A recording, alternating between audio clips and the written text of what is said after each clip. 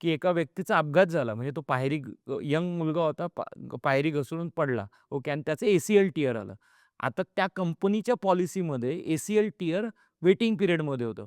पण accidental injuries day 1 पासून cover आहे. पण त्यांनी ते डायग्नोसिसमध्ये ACL टियर नुसतं लिहिलं होतं. म्हणून त्यांनी ते पेड नाही केलं. जेव्हा की ते ॲक्सिडेंटल ACL टियर होतं. तर हे प्रूव्ह केल्यानंतर ते पैसे मिळाले. म्हणजे सांगायचं काय, तो दावा रिजेक्ट का झाला? कारण दावा बघा पुटअप दावा हां, दावा पुट करताना आता समजा मी म्हणलं एखादा आजार ॲक्यूट झाला, तर तो काय धरला? तो अचानक उद्भवला आणि मी म्हणलं हिस्ट्री आहे त्याची, तर काय होतं? मग तिथे कंपनी चेक करते. तर ह्या ज्या गोष्टी आहेत ना, ह्या जर समजून घेतल्या, तर विमा मिळणं सोपं आहे आणि माझ्या तरी पाहण्यात म्हणजे मी मी असं अभिमानाने सांगू इच्छितो, की माझ्याकडच्या केलेल्या 90% पेक्षा जास्त क्लेम पेएबल झालेले आहेत.